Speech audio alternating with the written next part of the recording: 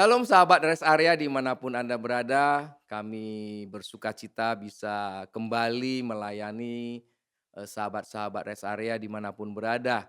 Tentunya kami berharap sahabat rest area berada dalam keadaan sehat, perlindungan Tuhan, diberkati oleh Tuhan. Baik sahabat rest area, kami akan membahas sebuah topik yang mungkin jarang lah ya dibahas, tapi kami coba mengangkat topik ini yaitu breaking the taboo. Artinya sesuatu hal yang kadang-kadang sulit untuk dibicarakan ataupun tabu dibicarakan. Mengenai apa?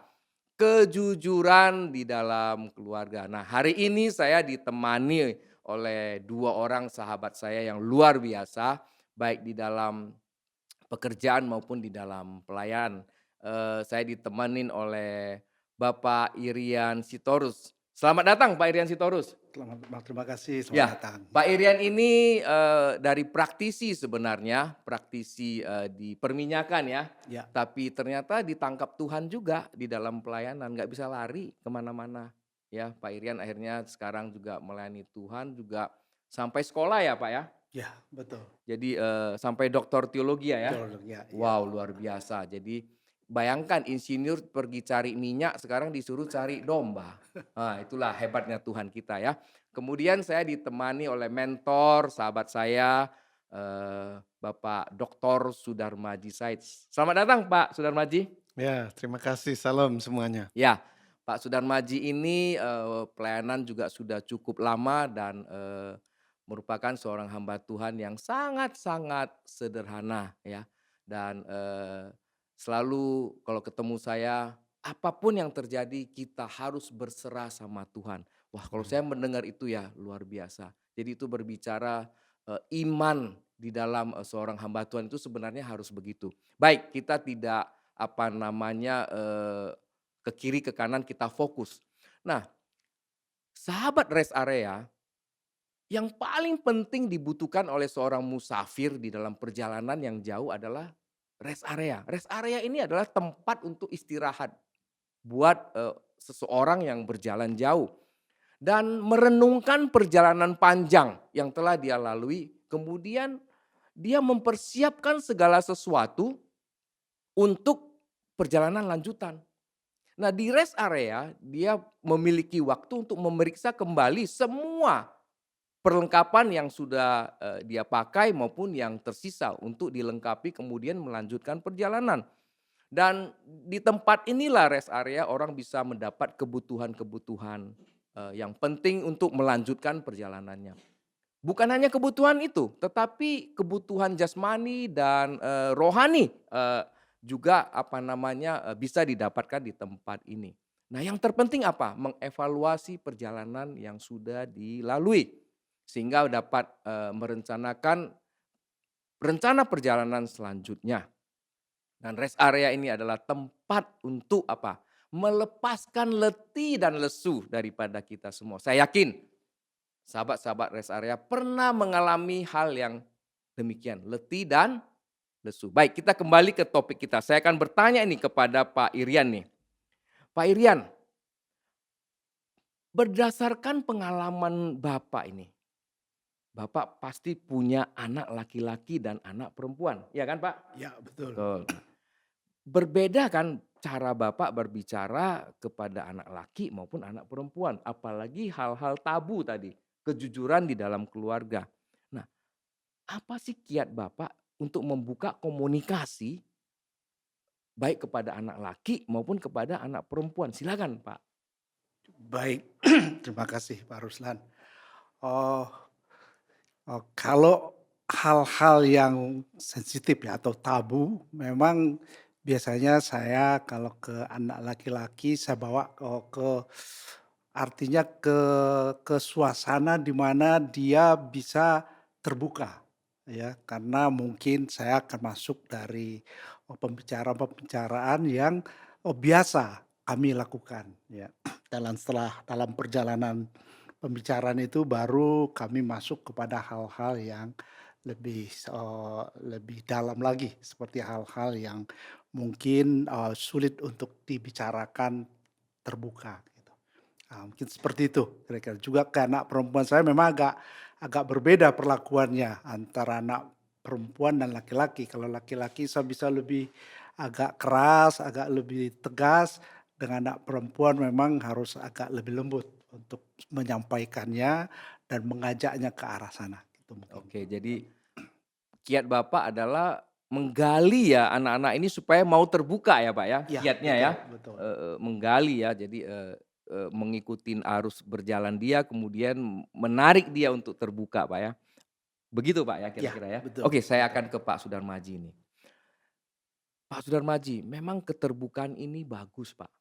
Tetapi ada yang ngomong, karena di luar sana juga teman-teman di dalam apa, marketplace itu sering ngomong, terlalu terbuka juga susah. Contohnya gini, dikasih contoh suami istri. Ini yang suaminya yang ngomong, "Kalau saya ngasih uang ke keluarga saya kasih tahu istri saya marah," katanya. "Saya jelasin nggak mau terima. Tapi kalau Oh, ngasih uang ke keluarga dia nggak marah." Nah, jadi bagaimana ya ini kalau ditutupin sepertinya dusta antara suami istri, ya kan? Kalau dibuka bertengkar di rumah tangga. Atau juga, hal dengan anak sama. Sekarang anak-anak sekarang kan, apa namanya, kalau udah dewasa nggak mau dikontrol orang tua, bahkan bisa mengadakan hubungan seks dengan pacarnya dan tidak memberitahu orang tua. Ini bagaimana sebagai hamba Tuhan dan menurut firman Tuhan ini, supaya, bisa memberikan pencerahan kepada sahabat-sahabat, rest area? Silakan Pak Sudarmaji. Ya, terima kasih. Jadi seharusnya memang orang Kristen itu terbuka satu dengan yang lain, tidak ada yang ditutup-tutupi. Apalagi suami istri, anak-anak, orang tua gitu ya. Semua harus terbuka supaya tahu. Karena kalau terbuka, kita mengerti, kita memahami, kita bisa saling menasehati atau saling mendoakan gitu. Kalau tertutup kan kita tidak tahu pergumulan yang dialami itu apa gitu. Apalagi kalau tadi dikasih contoh memberi sesuatu kepada orang tua. Saya kasih contoh begini ya, seandainya gitu, istri saya memberi uang kepada ibunya, saya nggak tahu, terus kemudian saya tahu, saya pasti marah. Tapi seandainya sebelum memberi uang kepada ibunya, dia ngomong sama saya dukung gitu. Saya dukung, mungkin dia memberi sedikit, saya bilang, "Oh kurang," gitu. Karena terbuka, dia jujur gitu. Demikian juga anak-anak kalau dia sampai bohong, sampai menutup-nutupi ya kita tidak mengerti bagaimana gitu. Tapi kalau anak-anak terbuka, walaupun dia punya problem seberat apapun, ya Tuhan pasti buka jalan gitu. Orang tua, orang beriman mengajak anaknya beriman. Tuhan itu berfirman luar biasa Bapak Ibu. Walaupun dosa begitu merah seperti kirmiji bisa diubah menjadi putih seperti salju gitu. Makanya persoalan itu seberat apapun pasti ada jalan keluarnya.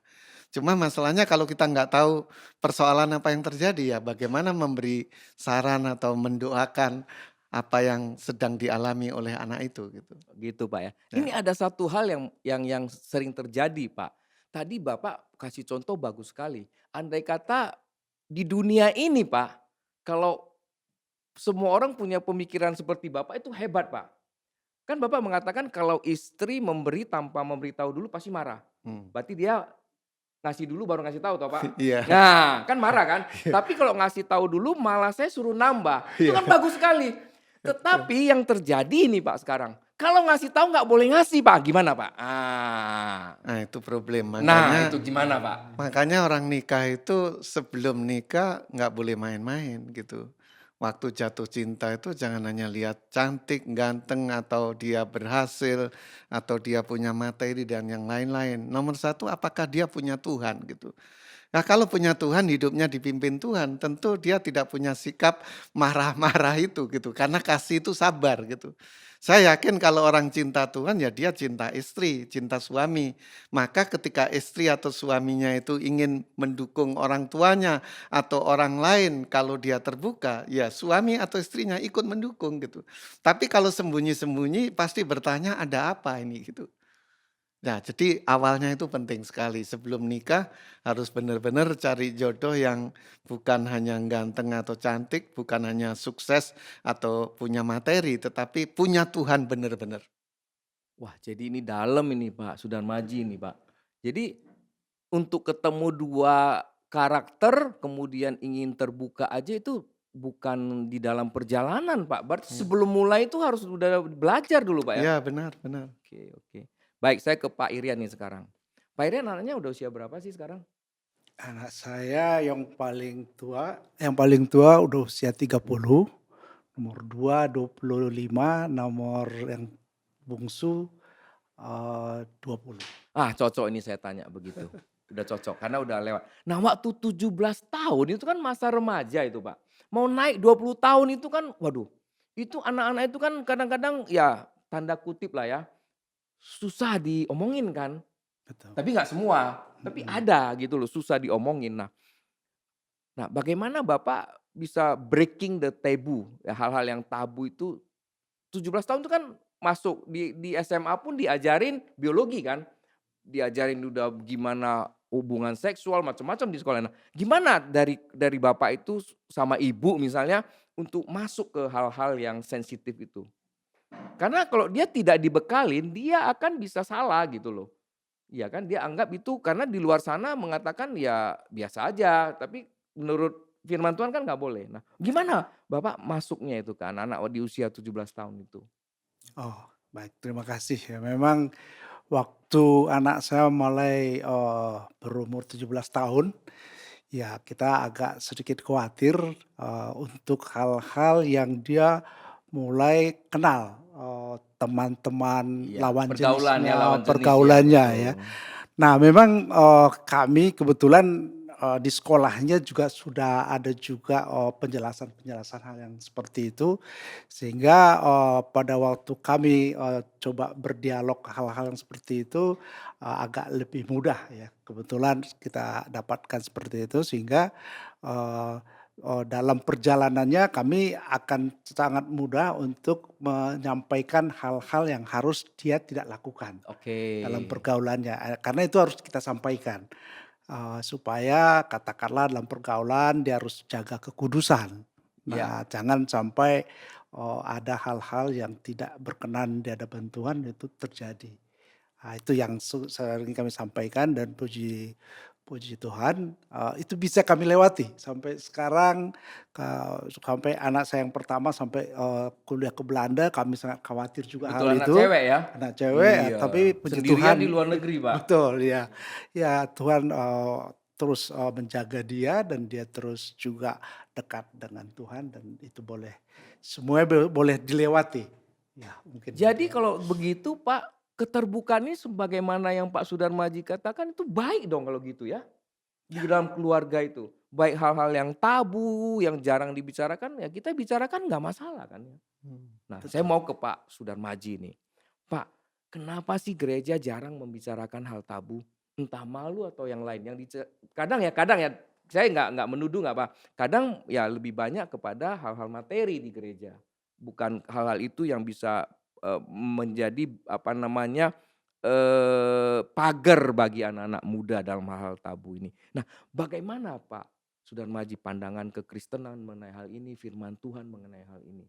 Dan supaya gereja bisa nggak malu dan berani membicarakan ini. Ya, gereja diberi tugas oleh Tuhan untuk menyampaikan firman Tuhan. Nah, dalam penyampaian itu sebenarnya selalu mengandung pengajaran gitu.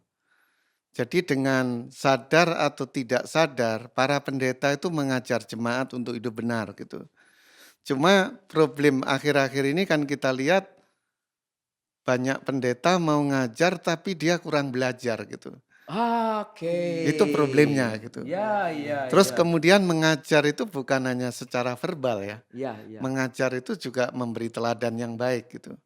Oleh karena itu saya yakin kalau hamba Tuhan itu dia hidupnya juga bisa jadi teladan, dia bisa mengajarkan kebenaran dan pengajarannya itu tidak sepotong-sepotong, lengkap gitu. Misalnya dia membahas tentang keluarga, tentu kalau membahas tentang keluarga ya mulai belum pacaran sampai bagaimana menentukan pacar, sampai mana waktu pacaran dan nikah dan seterusnya.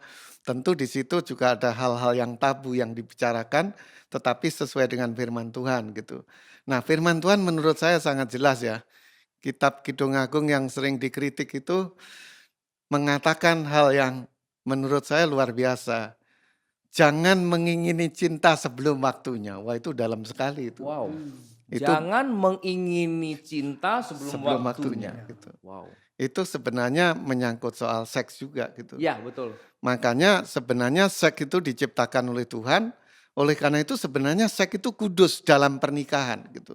Makanya di luar nikah itu disebut berzina.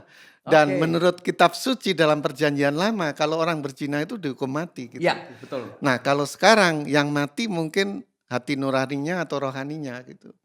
Sehingga orang itu bisa hidup dalam dosa semaunya gitu. Saya yakin ketika dia memberi tempat kepada Roh Kudus itu selalu berbicara, selalu membimbing, selalu mengajar orang itu untuk hidup dalam kebenaran gitu.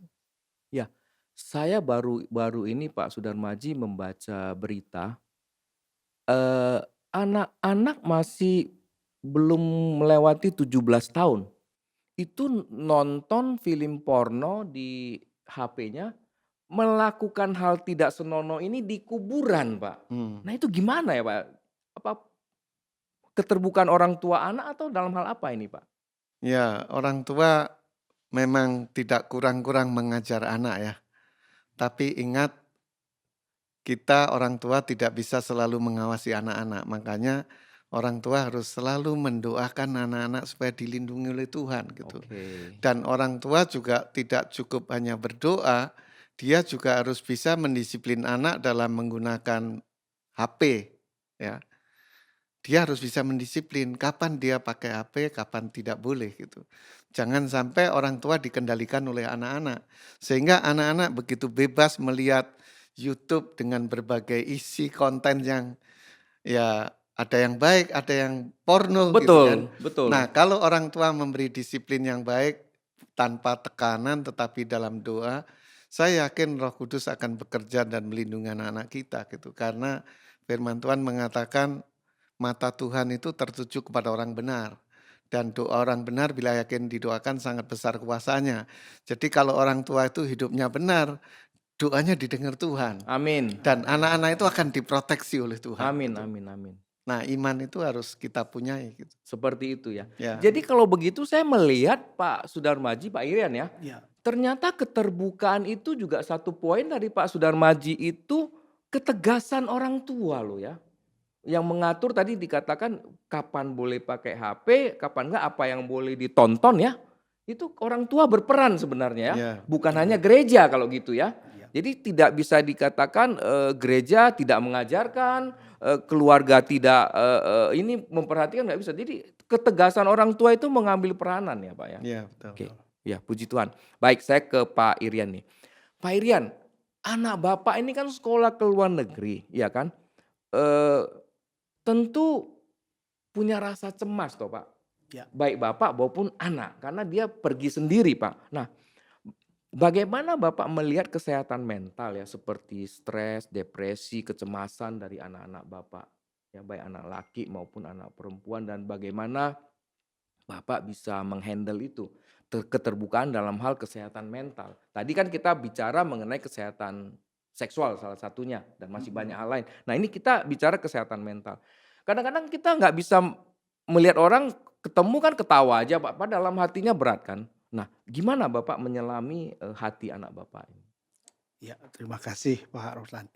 Ya betul, ini memang dalam perjalanan itu tentang mental anak-anak itu pasti ada hal-hal yang membuat dia stres ya, atau dia kecewa, mungkin dalam hal waktu dia kuliah dapat nilai yang jelek, atau mungkin dia dibully ya.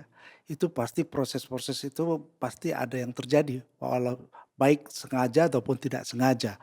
Nah memang keterbukaan, terus komunikasi itu sangat-sangat penting supaya, dialog itu bisa lancar ya. Jadi anak-anak itu dengan mudah dia menyampaikan ke kita misalnya dia merasa tidak secure ya. Oke. Nah Memang saya coba bangun sebuah dialog yang tidak membuat dia mungkin menyegani kita, tapi Mhm. tidak membuat dia tidak mau berbicara, ya. Oke. Karena itu sangat penting sehingga dari pembicaraan kita pun bisa merasakan dia ini sedang tertekan, Oke. atau dia sedang mengalami masalah-masalah, atau bahkan dia dengan mudahnya menyampaikannya. Hal-hal di mana dia sangat, katakanlah sangat ketakutan Mhm. misalnya, itu dia akan mudah menyampaikan. Ya. Sehingga yang paling perlu di dalam hal untuk kita bisa menggali adalah kita juga membiasakan diri untuk bisa, terbuka berbicara. Itu yang saya coba lakukan sehingga dalam banyak hal, eee, kondisi mentalnya atau kondisi apa yang dialaminya itu agak lebih mudah kita bisa menangkapnya, bahkan dia juga menyampaikannya. Pak Irian, saya dari tadi mendengar Bapak berbicara itu halus sekali. Bapak kan dari Sumatera. Betul. Dari Sumatera kan? Iya iya. Sitorus kan? Iya betul. Kan orang Sitorus kan harusnya bicaranya bukan begitu, Pak. Kenapa? Jadi halus banget, kalem, lembut gitu. Biasanya kan dari Sumatera itu wow wow wow kenceng, Mbak, kan. Jadi di rumah itu Iya. kan kelihatan itu kayak apa namanya, 2 orang bicara aja kayak 10 orang kan, Pak. 10, iya Tapi iya. Bapak ini beda, Pak. Kok bisa, Pak, halus begitu, Pak? Sehingga saya lihat apa yang Bapak sampaikan, benar adanya, Bapak tidak pakai topeng gitu loh, Pak. Betul Iya kan? betul, iya. Karena tutur kata Bapak dan semuanya seperti itu. Nah, saya mau ke Pak Sudarmaji ini. Ya, Ini menarik nih, Pak. Ya. Bapak lihat nih. Jadi kadang-kadang ini orang suka menutup diri, Pak, menutup kelemahannya atau mmm, istilahnya pakai topeng supaya orang tidak melihat dia punya masalah kesehatan mental, Mmm, ya kan? Tapi kan Pak Irian ini baik, dari tutur katanya, dari apa namanya dia ngomong ini kan artinya keterbukaan semuanya, ya ya kan? Nah ya, nah sebagai hamba Tuhan, Pak, kalau orang yang suka pakai topeng itu kan kita perlu tolong, Pak, sebenarnya Pak ya, Sudarmaji ya. ya. Supaya dia keluar dari apa namanya, lumpur yang jangan di situ, Pak. Nah, apakah firman Tuhan ada, Pak, petunjuknya supaya orang tidak pakai topeng, bisa keluar dari lumpur-lumpur itu, Pak? Sehingga bisa ada satu keterbukaan, transparansi gitu, Pak. Di dalam keluarga maupun di dalam bisnis, di dalam pergaulan sesama teman gitu. Bagaimana, Pak? Ya, sebenarnya firman Tuhan sangat jelas ya. Jadi orang Kristen itu tidak bisa hanya secara tradisional gitu. Dia harus mengalami pertobatan secara pribadi gitu. Oke. Jadi bertobat itu ya salah satu unsurnya meninggalkan hidup lama ya. Tetapi ketika seseorang mengambil keputusan untuk meninggalkan hidup lama yang tidak berkenan pada Tuhan, dia harus dengan iman membuka hati terima Tuhan Yesus sebagai Tuhan dan Juru Selamat secara pribadi.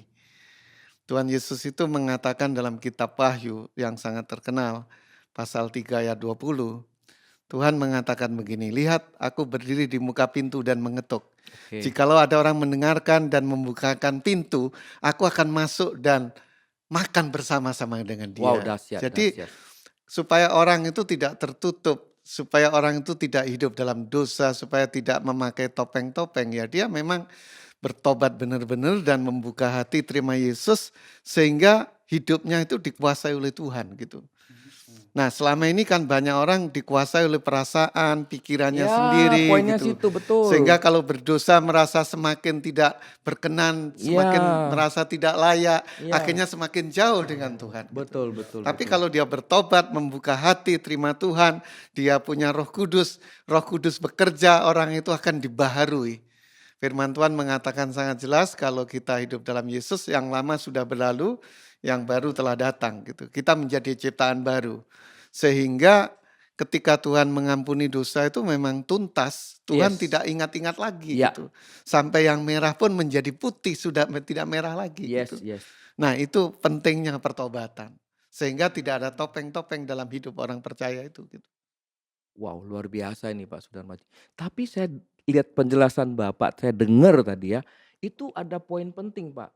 Tuhan datang mengetok kan. Ya, Berarti Mhm, kita harus betul. buka dong. ya betul. Ya, Oke, jadi ada bagian kita membuka Pak ya. Benar, Kalau enggak, benar. nggak bisa sinkron jadinya ya, Ya, nggak nyambung, ya. nggak bisa merubah ya. Oke, saya kembali ke Pak Irian nih. Pak Irian, anak Bapak pernah buat salah nggak? oh pernah. Baik pasti. yang laki mau perempuan Baik ya? yang laki atau perempuan Ah, ya, ya, ya ya, kan? betul betul. Apa yang Bapak lakukan kalau Ya, buat salah? kalau salahnya itu udah jelas, maka saya akan tegur, ya. Jadi, banyak hal memang karena kita harus menegur supaya dia berubah. Yes, Kita harus tegas di situ, walaupun mungkin kadang nggak tega ya, kalau khususnya iya anak perempuan anak saya ya. perempuan betul. Pernah satu kali itu memang karena kesalahannya saya strap dia, dia Heeh. sampai menangis. Oh. Tapi kalau udah menangis seperti itu dia lihat ibunya, minta bantuan. Minta bantuan ya. Tapi saya bilang, "Kak, Rescue. dia harus, terima hukuman, dia harus berdiri di situ sampai saya katakan selesai." Ya, Oke. supaya itu sebuah ketegasan yang harus dia dapatkan pada saat dia betul-betul salah, gitu. Gitu. Saya nggak menyangka loh, lembut begitu tapi tegasnya, Pak. Menyetrap anak perempuan nih, Pak. Luar biasa nih Pak Irian nih. Jadi lembut tapi tegas ya. Yes, ya, Wah, betul. inilah berarti topik ini cocok Bapak jadi narasumber. Oke, terakhir ke Pak Sudarmaji. Ini Pak, mengenai bicara kesalahan, Pak. Justru tadi kita mendengar Pak Irian tuh ada namanya forgiveness ya di Mhm. keluarga ya, Ya, supaya terbuka. ya. Kadang kalau kita datang ke gereja, forgiveness itu nggak ketemu gitu loh kadang ya, tanda kutip Pak. Iya kan? Ya, Malah, orang berdosa masuk gereja, orang gereja merasa suci, ya kan? Nah itu jadi terbalik gitu loh. Nah dan apa namanya, sehingga, disiplin dan hal lainnya yang membuat orang itu bisa terbuka nggak ada, Pak. Jadi, pengampunan itu penting buat orang terbuka karena ya. kita pun diampunin Yesus supaya kita bisa terbuka kan, Pak. Nah, bagaimana Bapak melihat ini dan, meminimalkan hal-hal yang ini bisa terjadi baik di keluarga maupun di gereja, Pak? Karena faktanya Pak, kadang-kadang kita bisa lihat orang tua usir anak, anak usir orang tua itu Pak, nggak ada pengampunan.